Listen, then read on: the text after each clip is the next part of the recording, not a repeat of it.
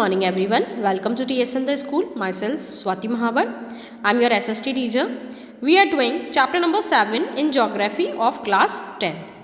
This is the fourth part of this chapter. 3 parts are completed. Come to the page number 90. Page number 90 पे आ जाइए आप लोग. We are started with the topic communication. Today we start with the topic communication. ठीक है, communication पता है आप लोगों को, एक पर्सन का दूसरे पर्सन से कम्युनिकेट करना, बात करना, वो क्या कहलाता है? कम्युनिकेशन कहलाता है. ठीक है. Ever since humans appeared on the earth they have used different means of communication. जब से अर्थ के ऊपर ह्यूमन बींग्स का सर्वाइवल स्टार्ट हुआ तब से ही मीन्स ऑफ कम्युनिकेशन अलग अलग तरीके से लोग एक दूसरे के साथ में कम्युनिकेट करते हैं. But the pace of change has been rapid in modern times. लेकिन आज मॉडर्न टाइम्स के अंदर जो चेंज है, वो जो कम्युनिकेशन का जो पेस है वो धीरे धीरे क्या होता जा रहा है? चेंज होता जा रहा है. यानी कि मोड्स और मेथड्स ऑफ कम्युनिकेशन जो है वो धीरे धीरे क्या होते जा रहे हैं? अपडेटेड होते जा रहे हैं. Long distance communication is far easier without physical movement of the communicator और रिसीवर. लॉन्ग डिस्टेंस का कम्युनिकेशन बहुत ईजी हो चुका है. बिना फिजिकली मूव करे हम एक पर्सन से दूसरे एरिया के अंदर हम बात कर सकते हैं. Personal communication and mass communication including television, radio, press, film etcetera. Personal communication क्या होता है? जब दो पर्सन आपस में बात करते हैं वो क्या कहलाएगा? Personal communication. और मास कम्युनिकेशन क्या होता है? जब एक ही मैसेज बहुत सारे लोगों को एक साथ दिया जाता है वो क्या कहलाएगा? Mass communication. तो मास कम्युनिकेशन के जो सोर्स है वो कौन कौन से हैं? Television, radio, press, film etcetera are the major means of communication in the country. ये क्या है? मेजर मीन्स ऑफ कम्युनिकेशन है कंट्री के अंदर. The Indian postal network is the largest in the world. अब जो इंडियन पोस्टल नेटवर्क है वो पूरे वर्ल्ड में सबसे बड़ा है. It handles parcels as well as personal written communication. ये क्या हैंडल करते हैं? पार्सल और जो पर्सनल रिटन कम्युनिकेशन है ये सारी चीज़ें वो लोग हैंडल करते हैं. ठीक है. Cards envelope are considered the first class mail and are airlifted between stations covering both land and air. अब कार्ड्स और एनवलप जो हैं वो क्या कहलाते हैं? फर्स्ट क्लास मेल कहलाते हैं और जो एयरलाइंस के थ्रू, एयरवेज के थ्रू एक जगह से दूसरी जगह पर भेजे जाते हैं. लर्न करना आप लोग इसको. ठीक है. सेकंड है, द सेकंड इज, ये फर्स्ट वाला लर्न करना. Second mail includes book, packet, registered newspaper and periodicals. ठीक है. जो मैगजीन्स वगैरह जो भेजी जाती है एक जगह से दूसरी जगह पे वो किसके अंदर आ जाएगी? सेकंड क्लास मेल के अंदर. To facilitate quick delivery of mails in large towns and cities, 6 mail channels have been introduced recently. 6 तरह के मेल चैनल्स बनाए गए हैं, जैसे कि Rajdhani channel, metro channel, green channel, business channel, bulk mail channel and periodical channel. Come to the next page. Next slide. India has one of the largest telecom network in Asia. Asia के अंदर सबसे बड़ा जो telecom network है वो क्या है? India का. Excluding urban places, more than 2/3 of the villages in India have already been covered with subscriber trunk dialing telephone facility. ठीक है. अर्बन प्लेसेस को तो हम एक्सक्लूड करते हैं, निकालते हैं. अर्बन प्लेसेस को हम इसके अंदर इंक्लूड नहीं करेंगे. 2/3 विलेजेस जो हैं इंडिया के अंदर, जिसके अंदर सबसे ज़्यादा STD है, यानी कि subscriber trunk dialling telephone facility है. सी, ये जो है ये क्या है? STD है. समझ में आया आप लोगों को? Now come to the next slide. Order to strengthen the flow of information from the grassroots to the higher level. ठीक है. ग्रास रूट से लेके हायर लेवल तक इन्फॉर्मेशन के क्या हैं? इन्फॉर्मेशन सेंड करने के अलग अलग सोर्सेज हैं, अलग अलग तरीके हैं, ज़रिए हैं. The government has made special provision to extend 24 hours STD facility to every village in the country. अब जो गवर्नमेंट है वो स्पेशल प्रोविज़न देती है 24 आवर्स की जो STD फैसिलिटी अवेलेबल कराती है एक विलेज से लेकर के पूरे कंट्री तक पहुंचाने के लिए. There is a uniform rate of STD facility all over India. एक यूनिफॉर्म रेट चलता है STD फैसिलिटी का, यानी कि 1 रुपये 2 रुपये का कॉइन डालो और 1 मिनट तक आप बात कर सकते हो. ठीक है. तो ये यूनिफॉर्म रेट चलता है पूरे इंडिया के अंदर. It has been made possible by integrating the development in space technology with communication technology. अब टाइम के अकॉर्डिंग डेवलपमेंट होता जा रहा है स्पेस टेक्नोलॉजी और कम्युनिकेशन टेक्नोलॉजी के अंदर. Mass communication provide entertainment and creates awareness among people about various national programmes and policies. अब जो मास कम्युनिकेशन है वो क्या प्रोवाइड करता है? एंटरटेनमेंट प्रोवाइड करता है और अवेयरनेस क्रिएट करता है among people about various national programmes and policies. ठीक है, अलग अलग जो नेशनल प्रोग्राम्स और पॉलिसीज़ बनाए गए हैं उसके अकॉर्डिंग मास कम्युनिकेशन क्या करता है, अपनी फैसिलिटी अवेलेबल कराता है। इट इंक्लूड्स, क्या आता है मास कम्युनिकेशन के अंदर, radio, television, newspaper, magazine, book and films. All India radio Akashvani broadcast a variety of program in national, regional and local language for various categories of people। ठीक है, आकाशवाणी जो होती है वो रीजन के अकॉर्डिंग अलग चलती है, यानी कि अलग लोक नृत्य, लोक गीत वगैरह चलते हैं, यानी कि रीजन के अकॉर्डिंग आकाशवाणी के प्रोग्राम्स क्या होते हैं, अलग अलग होते हैं। Doordarshan, the national television channel of India, is one of the largest terrestrial network in the world. सबसे बड़ा जो हब बना हुआ है मास कम्युनिकेशन का वो क्या है, दूरदर्शन। ठीक है, आप इंडिया के किसी भी एरिया के अंदर रहने वाले हों, आपके घर के अंदर दूरदर्शन तो आएगा ही आएगा। It broadcast of various of programme, बहुत सारे प्रोग्राम्स आते हैं दूरदर्शन पे, आपने बचपन में देखा होगा दूरदर्शन। एंटरटेनमेंट के भी आते हैं, एजुकेशनल भी आते हैं, स्पोर्ट्स भी आते हैं, न्यूज़ भी आती है, और सभी डिफरेंट एज ग्रुप के प्रोग्राम्स अलग अलग टाइम पर अलग अलग तरीके से आते हैं। India publishes a large number of newspaper and periodicals annually.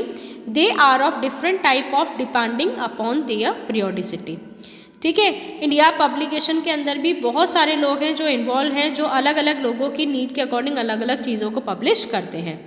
ठीक है, लोगों के इंटरेस्ट के अकॉर्डिंग मैगजीन्स वगैरह पब्लिश की जाती है। Newspapers are published in about 100 languages and dialect. अब जो न्यूज़पेपर है वो 100 तरह की लैंग्वेज, 100 तरह की बोलियों, लिपियों के अंदर छापे जाते हैं। Did you know that the largest number of newspaper published in the country are in Hindi? सबसे ज़्यादा अमाउंट में जो न्यूज़पेपर पब्लिश किए जाते हैं वो कौन सी भाषा है, हिंदी भाषा। फॉलोड बाय, उसके बाद आता है English, then Urdu. India is the largest producer of feature films in the world. Feature films का सबसे बड़ा प्रोड्यूसर है India. It produces short films, क्या प्रोड्यूस करता है ये, short films, video feature films and video short films. The central board of film certificate is the authority to certify both Indian and foreign film. अब एक जो central board है film certification का, वो क्या होता है, अथॉरिटी अवेलेबल कराता है इंडिया के अंदर भी और फॉरेन फिल्म्स को भी। ठीक है, कि आप टेलीकास्ट कर सकते हो अपनी फिल्म को इंडिया के अंदर। Now come to the next, international trade. अब हमारा कंट्री जब किसी दूसरे फॉरेन कंट्री के साथ में जो ट्रेड करेगा वो ट्रेड क्या कहलाएगा, international trade. The exchange of goods among people, states and countries is referred to as trade. जो गुड्स और सर्विसेज का जो एक्सचेंज होता है एक स्टेट से दूसरे कंट्री के अंदर, वो क्या कहलाता है, ट्रेड कहलाता है। The market is the place where such exchanges take place.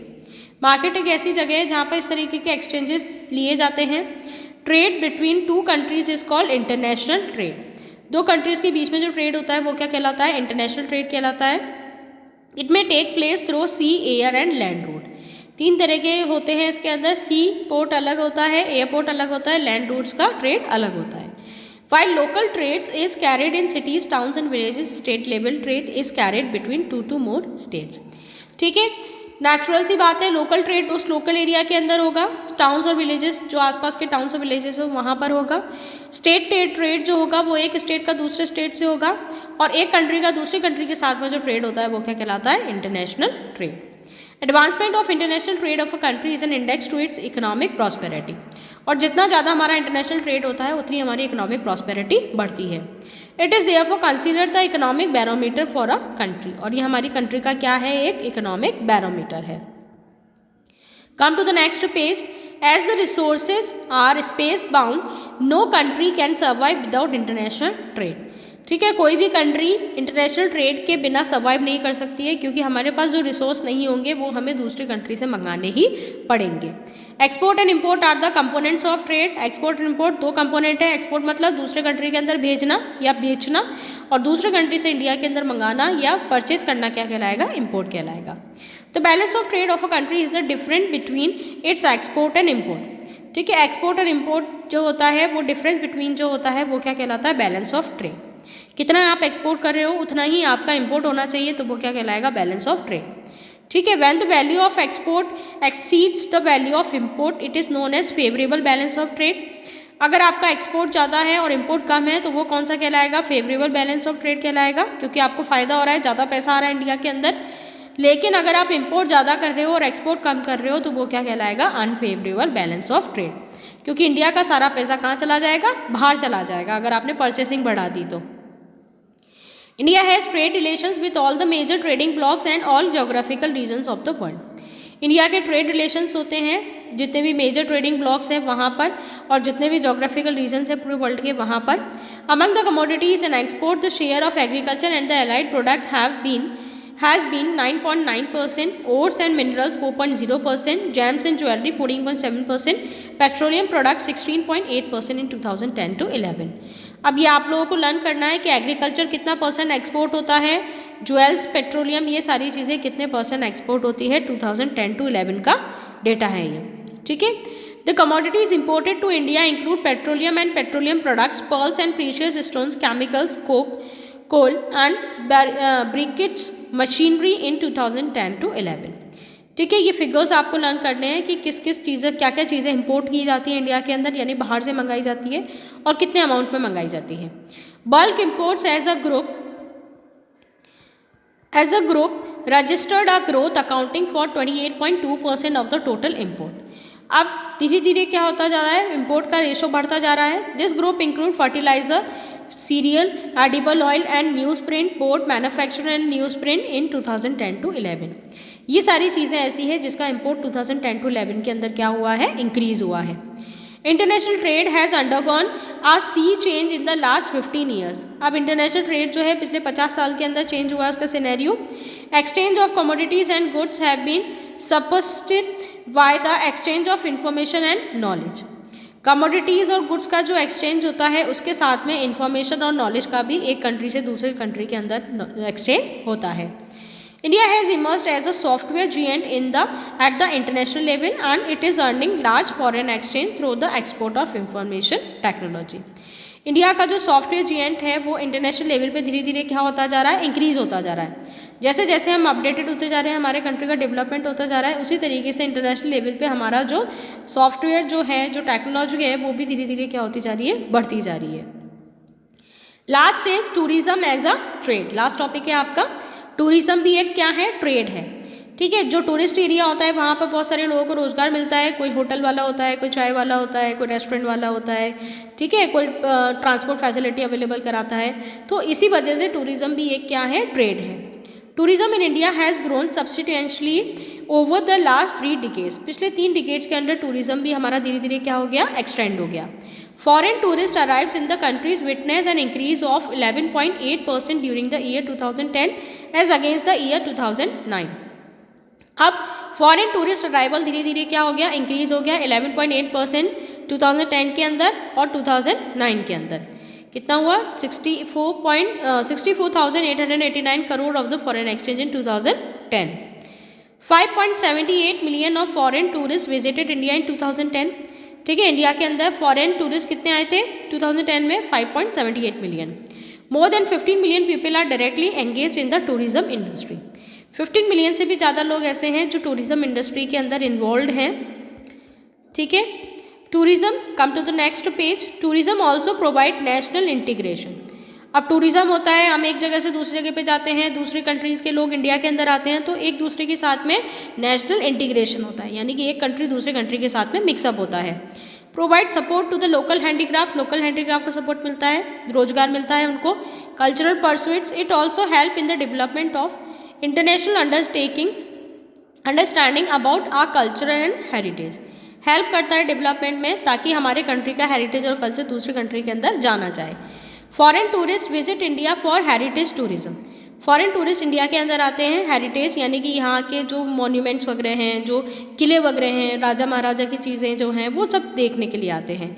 Eco tourism होता है, इको फ्रेंडली जो लोग होते हैं वो इको टूरिज्म पे आते हैं। एडवेंचर टूरिज्म पे आते हैं, जैसे हिली एरिया, कश्मीर वगैरह जो जाते हैं।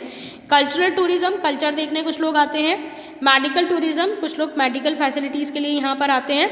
एंड बिजनेस टूरिज्म, कुछ लोग बिजनेस करने के लिए यहाँ पर आते हैं। There is a vast potential for development of tourism in all the parts of the country. Efforts are being made to promote different type of tourism for this upcoming industry. ठीक है, बहुत सारे एफर्ट्स किए जाते हैं ताकि हम आने वाली इंडस्ट्रीज़ को प्रमोट कर सकें, कि वो अच्छा टूरिज्म कर सकें और अच्छा डेवलपमेंट कर सकें। समझ में आया आप लोगों को? ये चैप्टर आपका यहीं पर फिनिश हो गया। This chapter was completed. Okay, stay home, stay safe and thanks for watching.